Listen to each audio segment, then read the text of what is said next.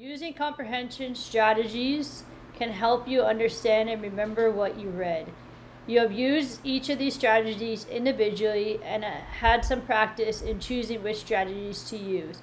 We are going to review the comprehension strategy and question chart. I will read the strategy part and then you will read the questions I can ask. The first one is monitor comprehension. That means you stop periodically and check to make sure that you can understand. Questions I can ask. Does this make sense? What fix-up strategy can I use to figure it out? Fix-up strategies like reread, look back, read on, guess using context clues, ask someone, or check a reference. Awesome. You can also connect to the world knowledge. You can do this by draw on your background knowledge and experience to help you understand the text. Connect. What do I already know about this? Have I had a similar experience? Verify. Is what I know really related to the text? Decide. Is what I know helping me to understand the text? Another comprehension strategy is to predict. That is when you make informed guesses about what you think will happen in the text. Predict. What do I think will happen next? What makes me think so? Verify. Does the text support my prediction? Decide. Was my prediction accurate? Do I need to change it? Another comprehension strategy is that you can construct mental images. That is making pictures of the text in your mind as you read. Visualize.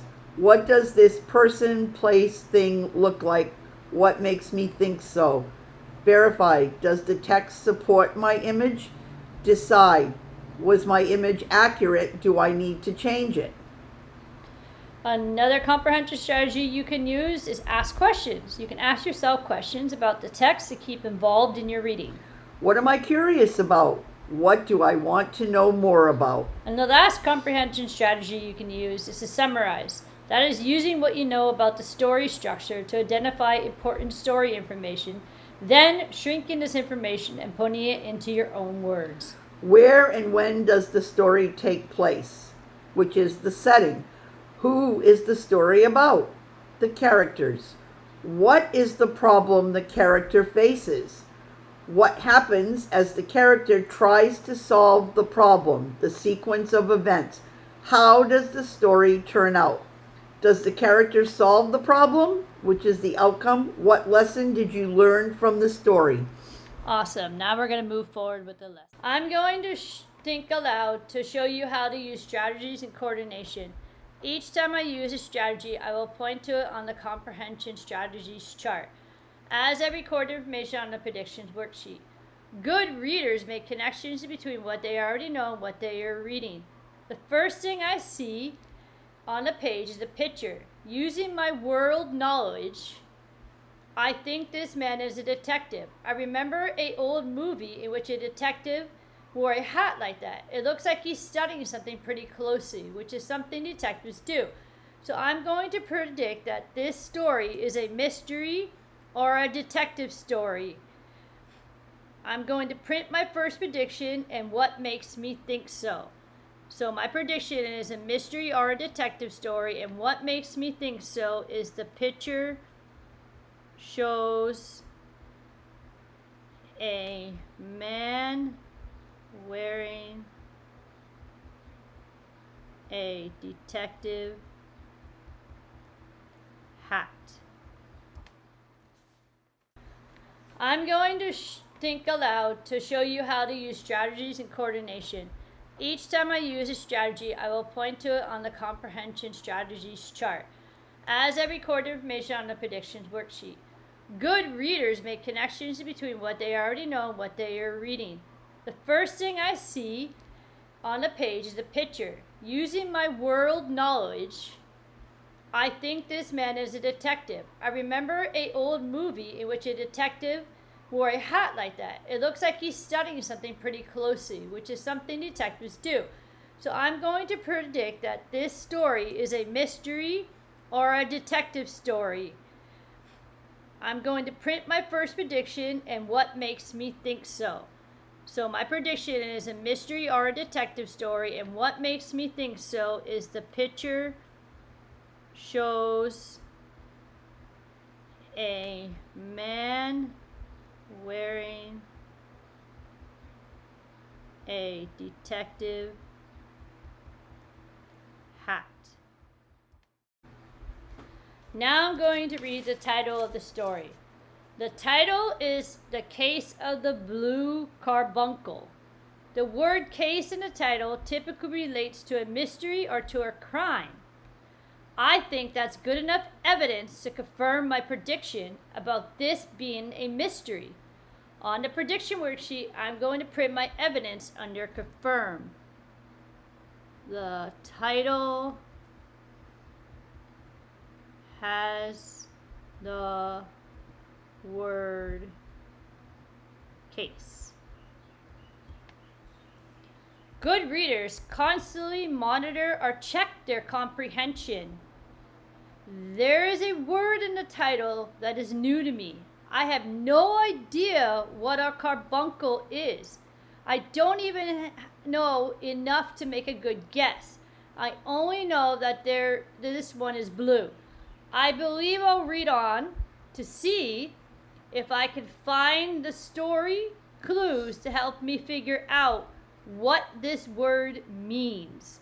Reading on or reading ahead for more information is a fix-up strategy. As I read, I'm going to ask myself, what's a carbuncle? Right now, I'm applying a variety of strategies. Since I'm pretty sure this is a mystery, I'm going to stop and connect to what I already know about mysteries. The setting for a mystery is often the scene of a crime or a detective's office. The characters typically include detectives and suspects. The problem is a mysterious event, a crime to be solved, or an unexplained occurrence. The sequence of events involves a series of clues that give hints about motives or reasons and opportunities for various characters to commit the crime. Some clues are helpful and some are not. Misleading clues are called red herrings. They are meant to throw the reader off track and give the mystery more exciting twists and turns. The outcome of the story is typically the solution to the mystery. I'm going to use what I know about mysteries to help me make sense of the story. I know a mystery is confusing at the beginning, revealing little by little as the plot progresses. That is connecting to the world knowledge.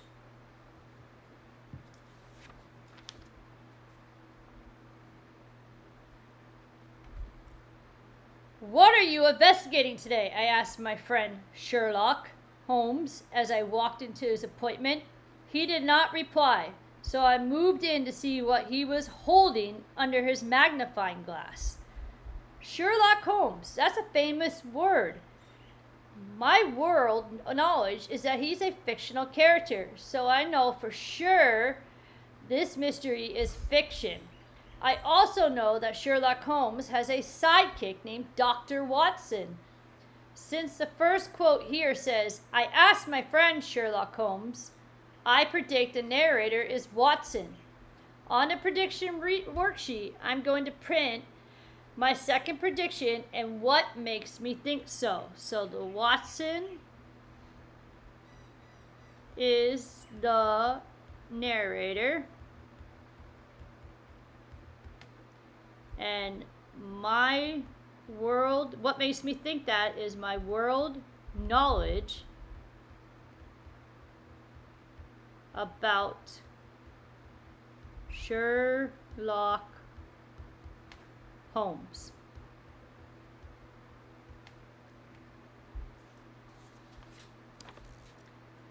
Good readers ask themselves questions as they read to better understand the story. So now I'm going to ask myself a question. What is Holmes looking at with his magnifying glass? Why, Holmes, I exclaimed. It's just an old hat. What's so valuable about it? That answered my question. He's studying an old hat. Good readers picture in their mind what is happening as I read. I'm visualizing Sherlock Holmes with his bag, his round magnifying glass, carefully studying an old beat-up hat. What makes me think so? Well, I got that image from different descriptions in the text.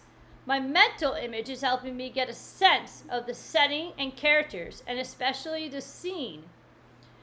I'm thinking it must have looked pretty funny to Watson.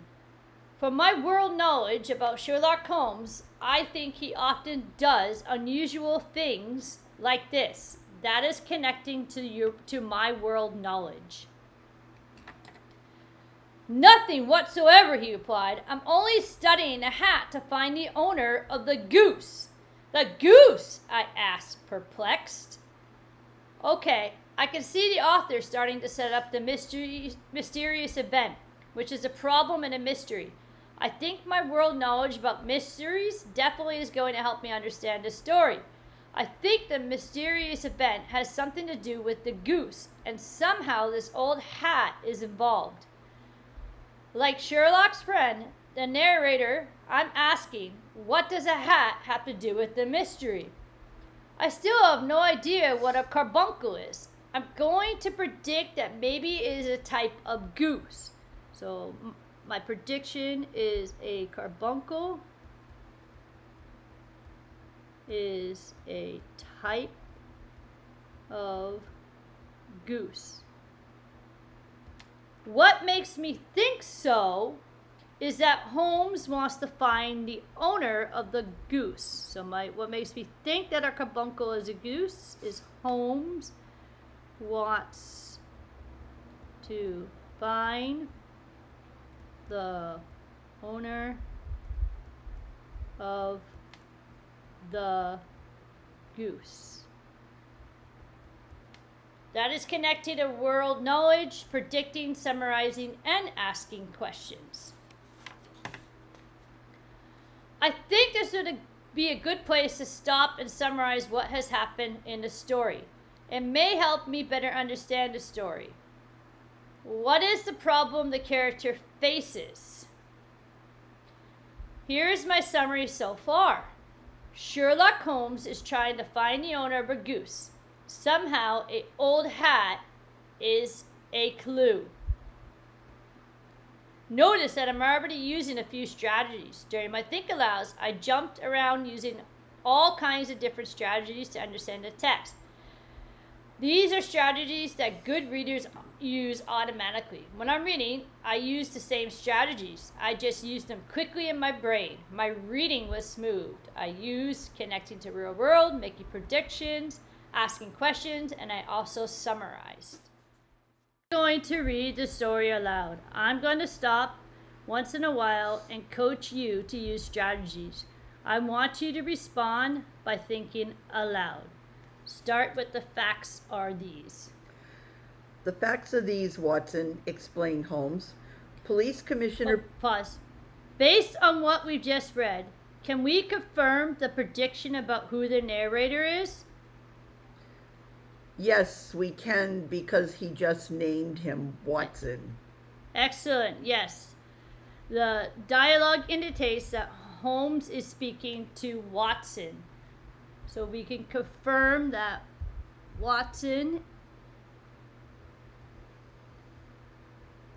is the narrator.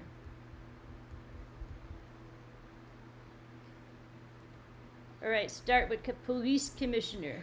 Police Commissioner Peterson was walking home last night. He saw a man ahead carrying a fat goose.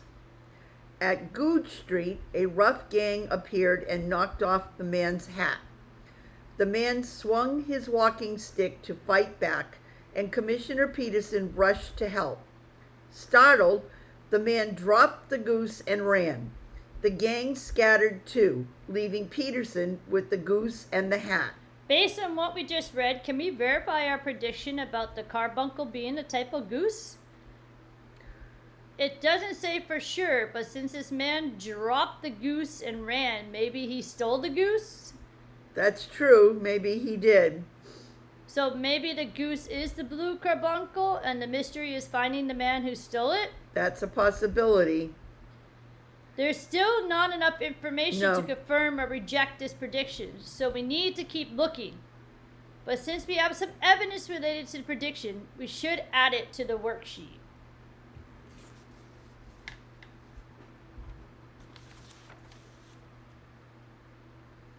So we're going to keep looking, and we're going to put a man dropped the goose and ran.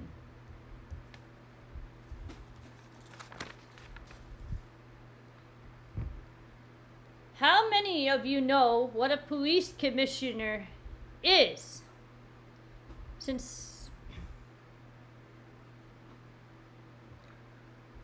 I know from background information, I think that a commissioner means that he might be the head of the police department. I've heard of Commissioner Gordon Batman. He's the guy in charge of police.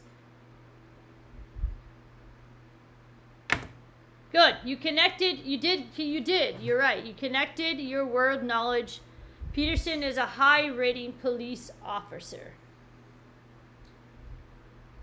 This paragraph is action packed. Constructing a mental image may be helpful in understanding the sequence of events. Let's do a think, pair, and then share. First, you're going to picture the events in order and as they happen. Then you're going to describe your mental movie. And then you're going to work to refine it. And finally, share it with me. There are no right or wrong mental images as long as they are supported by the text. So my mental image is that the police commissioner was walking home last night, at night. Ahead of him, he saw a man carrying a fat goose.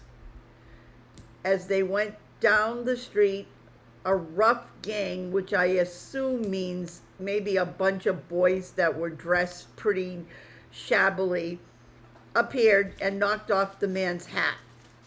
The man, trying to save himself, used his walking stick, at which time Commissioner Peterson ran to help him.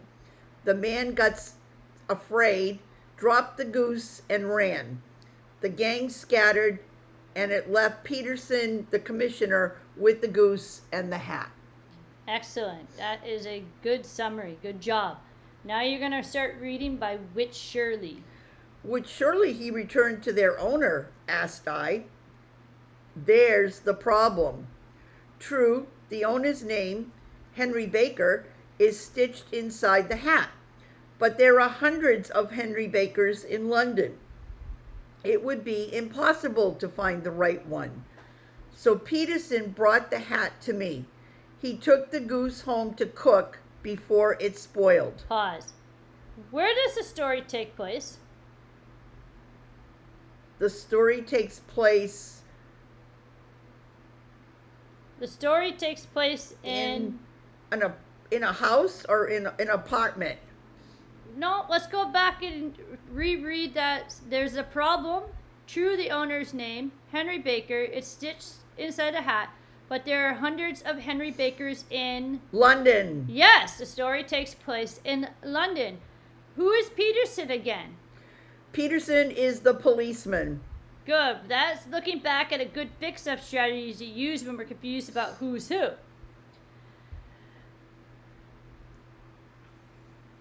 Peterson is also the police commissioner. Mm-hmm. Would you like to ask a question?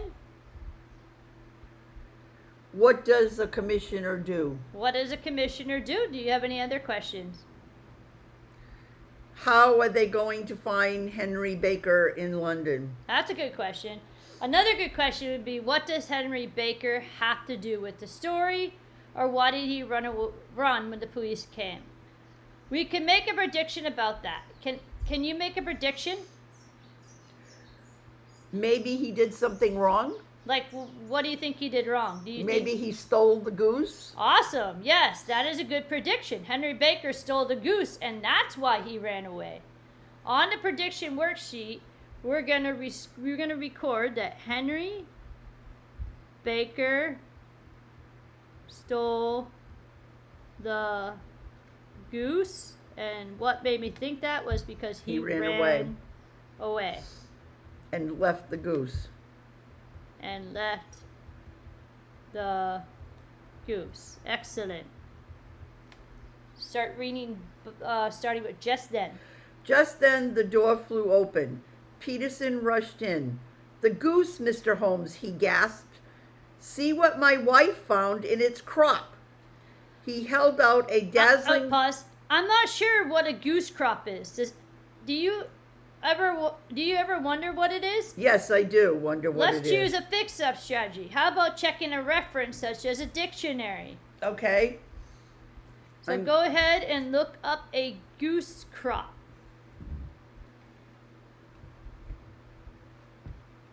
Goose crop. No results found. Let's try to use crop. Oh no. Let's try to use Google, maybe, if we can't use a dictionary. Okay.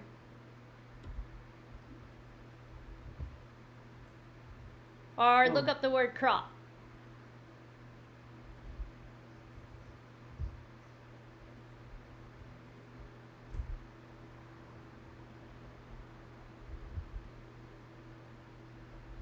Scroll down.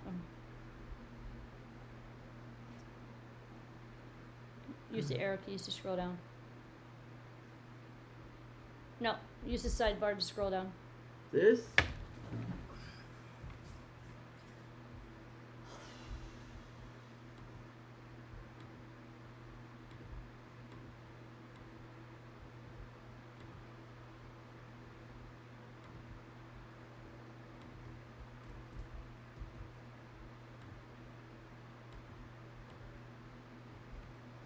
Okay, crop.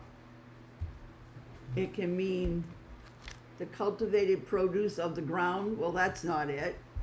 The yield of for a particular season. No. A pouch in the esophagus of many birds in which food is held for later digestion. That sounds Excellent. like it's yes. That. A pouch in a bird's throat where food is stored for digestion. Now that we know what a crop is, let's reread the last sentence together. "The goose, Mr. Holmes," he gasped. "See what my wife found in its crop." Excellent.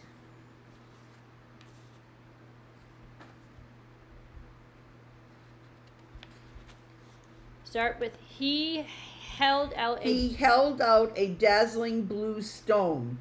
It was no bigger than a bean, but it sparkled like a star. Sherlock Holmes whistled. "Peterson, do you know what you have there?" "It's the Countess of Morcar's blue carbuncle," I cut in. Pause. What do we need to know about our earlier prediction about the carbuncle? What it was. We didn't know what it was. We thought it was... So are we going to confirm that the carbuncle is a goose, or are we going to reject it? We're going to reject it. Yes. So a carbuncle is not a type of goose.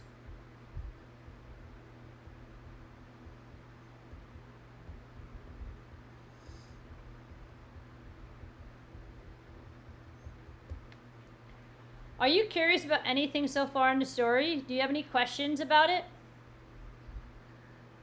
Just how is this going to produce, how are we going to figure out why the goose had the blue carbuncle? Excellent. Or another question could have been, how did the stone get inside the goose? Can you make a prediction about the story so far? That somebody stole the blue carbuncle and maybe fed it to a goose. So someone stole the blue carbuncle and fed it to a goose. and fed to the goose. And what made you think that? Because it was found in the goose's crop, so somehow the goose had to swallow it. In goose's crop. Excellent. Start by reading precisely, replied. Precisely, replied Holmes. I have the newspaper article right here. Police arrested plumber John Horner. Hotel Cosmopolitan manager James Ryder reported to police that Horner fixed a pipe in the Countess's room on the day of the robbery. Horner, who has a criminal record, claims he is innocent. The question is, how did the stone get from jewelry box to bird? Keep reading. Holmes took a pencil and paper and wrote, found on Goodge Street, 1 goose, 1 black felt hat. Mr. Henry Baker can have same, 221B Baker Street, 6:30 p.m. this evening. Peterson put this ad in all the papers and bring me a new goose. Can you sum up the problem of the mysterious event? The summary is that somehow a blue carbuncle was stolen from the Countess of Morcar and ended up in a goose's throat. Good. Our Holmes needs to figure out who stole the blue carbuncle and how it got inside Correct. the goose. Do you have a prediction about who stole the blue carbuncle? It says that there was a plumber there. It possibly could be him because he was in the room the day that the stone disappeared. Okay, excellent. And that plumber was named John Horner. Horner. And do you also think it could possibly be Henry Baker? Possibility, because he Right. had the goose that had the stone in it. So your prediction is that it might be John Horner. And what made you think that? Because he was fixing a pipe in the Fixing. Countess's room. A pipe.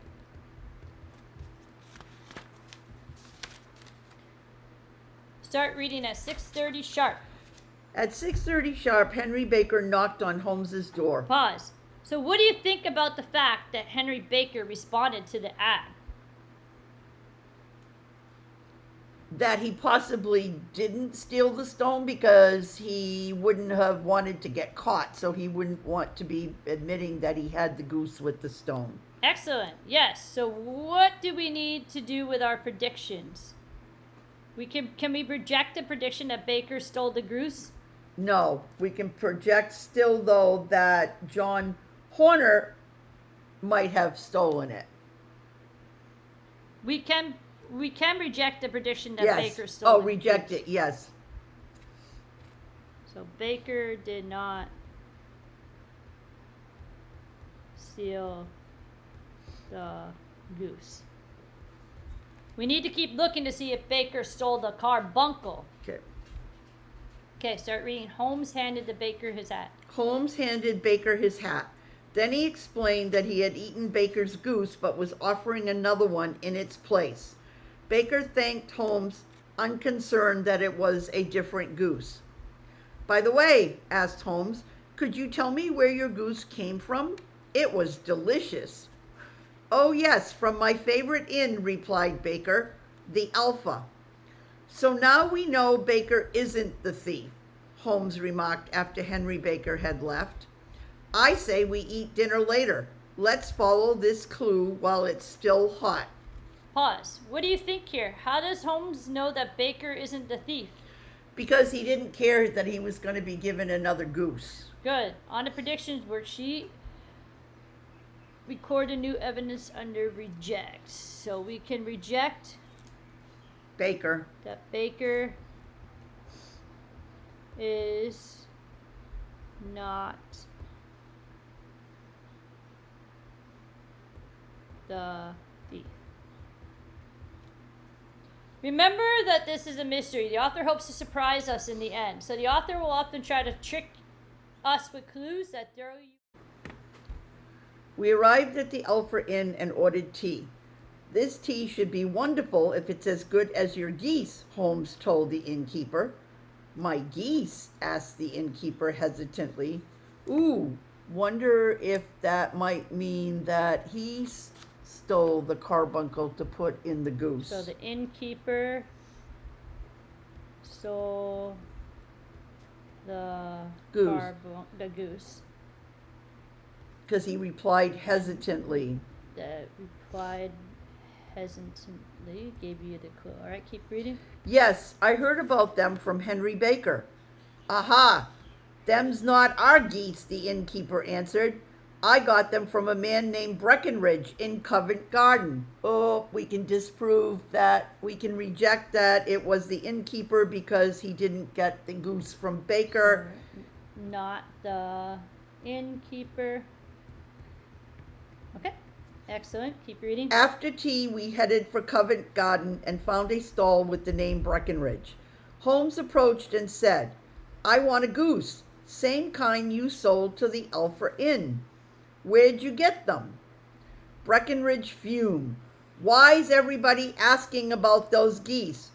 Where did they come from? Where did they go? I'm tired of it. Ooh, it could be him because he's getting mad that people keep asking him questions. Okay, what's his name? Breckenridge. Breckenridge. And he's getting Angry. And then we're going to put what makes me think so. He's Getting angry. getting angry when asked questions. Yep. Okay, keep reading. I bet you £5 those were country geese, said Holmes. You lose, said Breckenridge. They're town geese. Look here at my register. Holmes read, Mrs. Oakshott, 117 Brixton Road, number 249. Holmes threw down his money with a huff. As we walked away, he laughed. Anything for a bet. We'll visit Mrs. Oakshott tomorrow. Shall we have dinner, Watson? Chicken sounds good tonight. Okay, so it's probably not Breckenridge because he bought his geese from Mrs. Oakshott. So we're going to reject it. Yep. Breckenridge. Breckenridge did not steal. Okay. We were interrupted by shouts. Mr. Breckenridge was yelling at a rat-faced little man. Enough of you and your geese. Go away. This might save us a trip to Brixton Road, whispered Holmes. Let's see about this fellow. Holmes went up to the man and touched his shoulder. He jumped. What do you want? He cried. I heard you asking about geese, said Holmes. I believe I can help you. Who are you? What could you know about it? Said the rat-faced man. Oh, it might be the rat-faced man because... So, rat-face. Man, What made you think that? because he's asking about the geese. Asking about geese And he's shouting and screaming at people. and shouting. Okay, keep reading. My name is Sherlock Holmes. It is my business to know things. I know you are looking for a goose raised by Mrs. Oakshott. She sold it to Breckenridge. He sold it to the Alpha Inn. They sold it to Henry Baker. Oh, sir, you're just who I'm looking for, exclaimed the man. Before we talk, tell me your name. The man looked sideways and answered, John Robinson. No, your real name, said Holmes. The man turned red. Well then, it's James Ryder. Ah, yes, manager of the Hotel Cosmopolitan. Come to my place, I'll tell you everything. Back at his apartment, Holmes began. You want to know what became of that goose. So we have Mr. Robinson now, who's the rat-faced man, who seems to be, but becomes James Ryder. He manages the hotel where the theft of the blue carbuncle took place. So maybe it's him. Okay.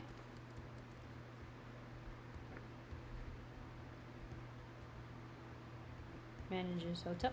Okay. Oh, yes, it came here, and a remarkable bird it was. No wonder you want to know about it. It laid an egg after it was dead. The brightest little blue egg I ever saw. See? Holmes held up the blue carbuncle. It gleamed in the firelight. Ryder stared motionless. Ooh. The game's over, Ryder, said Holmes. You knew Horner had a criminal record, so the police would go after him. You gave Horner a job in the Countess's room. When he finished, you took the gem, then you called the police. So it's not Mr. Ryder. We know that definitely now. Not Mr. Ryder. It's not Mr. Horner, because Ryder gave him the job and then went and took the. Okay, so we can reject it's not Mr. Yep. Horner. Right. Okay. We'll talk about that, replied Holmes. But first, tell me, how did the gem get into the goose and away from you? Tell the truth. It's your only hope. Ryder confessed. Okay, now we know it's Mr. Ryder because he's confessing. Okay, so Ryder, and what made you think that he confessed? It says he confessed. Okay. After Horner's Excellent arrest, job. I had to hide the stone. I went to my sister's on Brixton Road, where she and her husband, Oakshott, raised geese. In their yard, I got an idea. My sister had offered me a goose to take home. I grabbed one and put the stone down its throat. Suddenly, the goose jumped out of my arms and back into the flock. To my relief, I recognized the bar on its tail and caught it again. When I got home and opened the goose, the stone was nowhere to be found. I ran back to my sister's, but she had just sold the whole flock to Breckenridge, including one of her 2 bar tails. The rest you know. So we know now that he did it for sure, because he even told us how he did it. So told us, we're going to confirm it, told Yep. us how He did it. he did it. Excellent My job. friend Holmes got up and threw open the door. Get out, he yelled. Ryder crashed down the stairs, slammed the door, and ran away. Holmes said, I look at it this way, Watson. Ryder is too afraid to become a criminal. Now I think it's time we investigate another bird. Let's hope our dinner doesn't set us off on another wild goose chase. Excellent job. Can you identify some of the strategies that you used during the reading? I used connect to world knowledge. That's how I knew it was going to be a mystery. I predicted. I looked back. I read on. I guessed using context clues. And then I checked a reference. Excellent. All those strategies can help you better understand and enjoy the story. Good job.